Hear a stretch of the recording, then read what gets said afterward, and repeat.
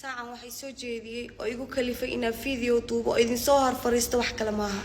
waa xanuun iyo dhibaato aan dareemayo caawo dhibaatadeedana waxa dareemi karo wiil walba gabar ay la dhalatay ma fahanteen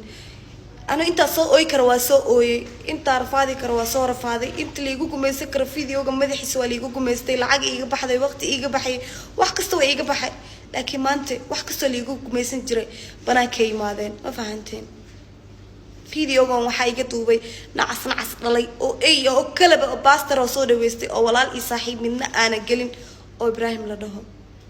videogan waxa iga duubay biyo waxa igu daray kaniin ma lahayn wax daawo oo igu daray adii anyway videoga buu iga duubay waxa sameeyay oo igu rikaateen jira asi kaligiisna oo iga murid kaateen jirino cadeynteedana magaalada Muqdisho taala hore baa u xiray nimanka ma fahanteen hal nin baa iga duubay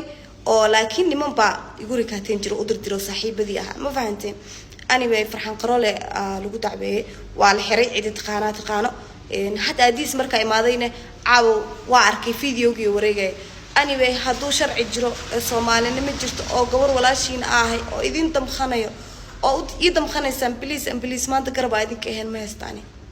garab idinka ahayn ma haysto gabar la farxmeeyo ama la qasbaanin anigu ma horeen maanti walaasha bay hore ugu soo dhacday ama waxun baa ku dhici karo walaasha iga soo qaad booskeeda iga soo qaad adeeg kugu dhici karta abaa please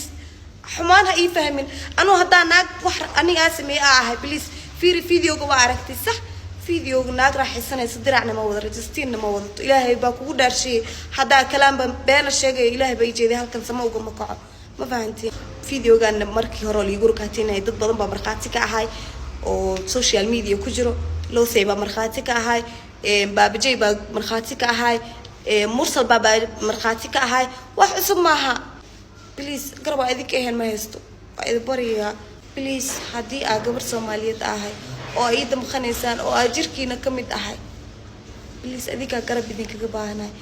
garab idinka ahayn ma haysto mustaqbal baa leeyahay hooyo ina noqdo rabo wad aadalo hooyaday sharafteedii maanta ina kor u qaado wiligay waa jeclaa laakiin nacaska